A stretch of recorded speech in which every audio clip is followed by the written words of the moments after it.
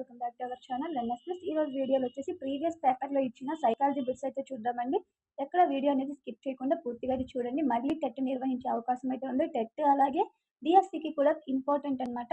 So ఒకసారి చూసేద్దాము. First bit అండి, వ్యక్తులు శైశవంలో జరిగే శారీరక పెరుగుదల ఏ ఇతర దశలలో జరగదు అనేది ఈ క్రింది వికాస నియమాన్ని సమర్థిస్తుంది. వికాస నియమాలు 10 వికాస నియమాలు ఉన్నాయి కదండి, దాంట్లో నుంచి ఇచ్చిన బిట్. శారీరక పెరుగుదల శైశవంలో జరిగినట్టు ఏ ఇతర దశల్లో జరగదు అనేది ఏ వికాస నియమాన్ని సూచిస్తుంది అనేది క్వశ్చన్ అండి. ఆప్షన్ చూసుకున్నట్లయితే వికాసం ఒక పరస్పర చర్య, అంటే వికాసం ఎప్పుడు జరుగుతూనే ఉంటుందనేసి. వికాసం అన్ని దశల్లో ఒకే విధంగా ఉండదు.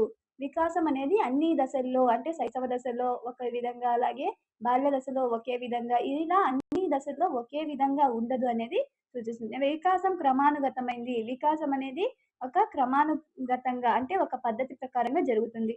వికాసం సంచితమైనది. ఇక్కడ ఇది పెరుగుదల అనేది శైశవ దశలో ఎక్కువగా ఉండి బాల్య దశకు వచ్చేసరికి కొంచెం తగ్గుతూ ఉంటుంది. అంటే ఇది దేన్ని సూచిస్తుంది అంటే వికాసం అనేది ఒక అన్ని దశల్లో ఒకే విధంగా ఉండదు అనే వికాస నియమాన్ని సూచిస్తుంది. Correct answer option 2. నెక్స్ట్, పియాజే ప్రకారం జంతువాదం భావన కలిగి ఉండే దశ. పియాజే ప్రకారం జంతువాదం భావన కలిగి ఉండే దశ. జంతువాదం పియాజే ప్రకారము, జీన్ పియాజే ప్రకారము జంతువాదం అనే భావన మనకు పూర్వ ప్రచాలక దశలో కనిపిస్తుంది. Correct answer option 2. Next, bridges ప్రకారం శిశువులో ఏర్పడే మొదటి ఉద్వేగం.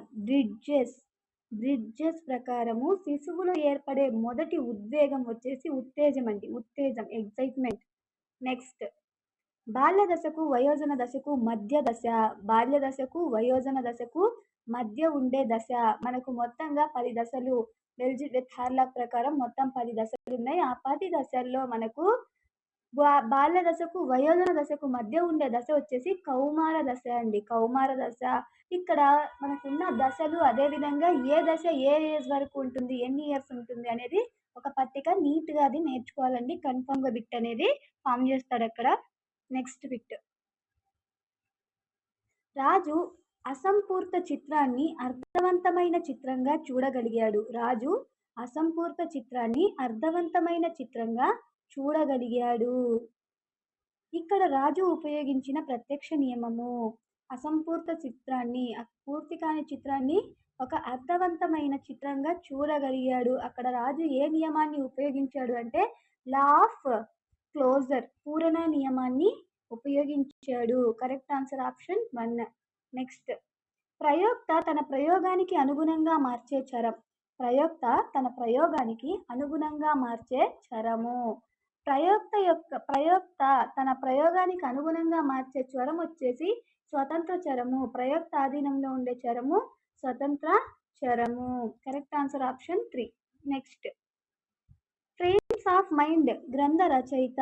ఫ్రేమ్స్ ఆఫ్ మైండ్ గ్రంథ రచయిత వచ్చేసి హోవర్డ్ గార్డ్నర్ అండి. Howard Gardner. నెక్స్ట్, WIC అనేది ఒక ఏమవుతుంది? WIC అనేది ఏ టైప్ ఆఫ్, అది టెస్టా లేకపోతే ఏంటి అనేది అడిగాడు. ప్రజ్ఞా పరీక్ష, లేకపోతే సహజ సామర్థ్య యాటిట్యూడ్ టెస్టా, యాప్టిట్యూడ్ టెస్టా అనేది. ఈ WAIS అనేది ప్రజ్ఞా పరీక్ష, ఇంటెలిజెన్స్ టెస్ట్. నెక్స్ట్, లక్ష్మి ఒక సమస్యకు అనేక పరిష్కారాలు చెబుతుంది. ఈ సందర్భంలో లక్ష్మి యొక్క ఆలోచన. లక్ష్మి ఒక సమస్యకు అనేక పరిష్కారాలు, అంటే వేరువేరుగా పరిష్కారాలని చెప్తుంది. ఆమెలో ఎలాంటి ఆలోచన ఉంది అంటే విభిన్న ఆలోచన.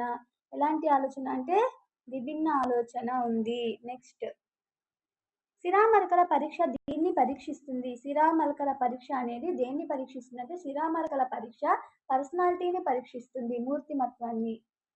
నెక్స్ట్, క్రింది వాటిలో పావ్లావ్ సిద్ధాంతానికి సంబంధించనిది. పావ్లావ్ సిద్ధాంతానికి సంబంధించని. పావ్లావ్ సిద్ధాంతంలో మొత్తము 5-6 ఉన్నాయి. విరమణ, ఉద్దీపన, సామాన్యీకరణ, అయత్న సిద్ధ స్వాస్థము, స్వీయ పునర్బలనం అనేది మనకు లేదు. స్వీయ పునర్బలనం వచ్చేసి కార్యసాధక సిద్ధాంతంలో ఉంటుంది.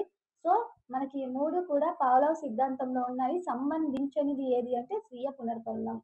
నెక్స్ట్, వ్యక్తి ఒక పనిని చేయడానికి పురికొల్పే ప్రక్రియను ఇలా అంటారు. వ్యక్తి ఒక పనిని చేయడానికి పురికొల్పే ప్రక్రియను ఇలా అంటారు. ఒక వ్యక్తి ఒక పనిని చేయడానికి అతన్ని మనం పురిగొల్పే ప్రక్రియను మోటివేషన్, ప్రేరణ అనేసి అంటాము. అతన్ని మోటివేట్ చేస్తున్నట్లు. నెక్స్ట్, బ్రూనర్ సూచించిన బోధనా క్రమంలో లేనిది. బ్రూనర్ బోధనా క్రమంలో లేనిది అన్నాడండి. బ్రూనర్ బోధనా క్రమంలో లేనిది. ఫస్ట్ ఉన్నాయేవో మనకు తెలియాలి. క్రియాత్మక, చిత్ర ప్రతిమ, ప్రతీకాత్మక, ఇవి మూడు కూడా బ్రూనర్ బోధనా క్రమంలో ఉన్నాయి. లేనిది నిగమనాత్మక పద్ధతి బ్రూనర్ బోధనా క్రమంలో లేదు. Correct answer option 4. తరగతి గది నిర్వహణకు పునర్బలన నియమాలను రూపొందించిన వారు. తరగతి గది నిర్వహణకు పునర్బలన నియమాలను రూపొందించింది BF Skinner.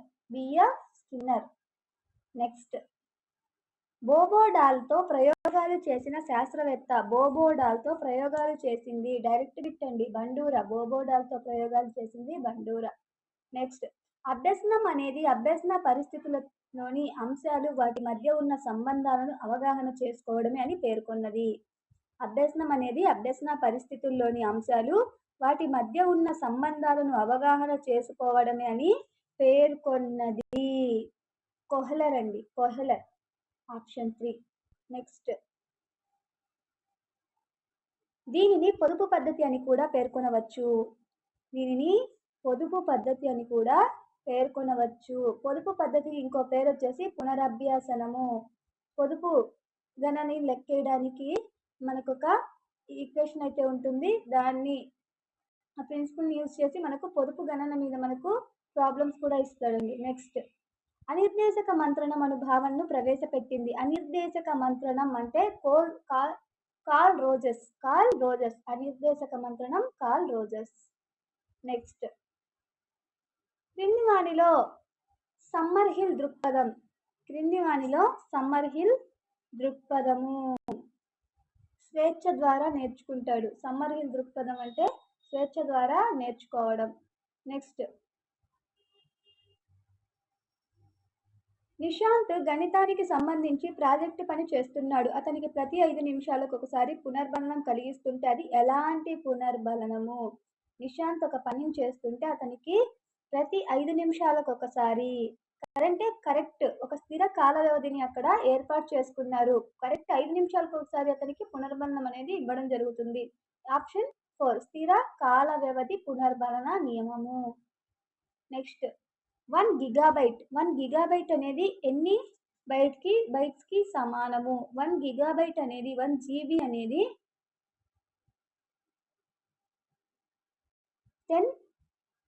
1024 megabytes. First 1 KB అనేది 1 MB కి ఈక్వల్.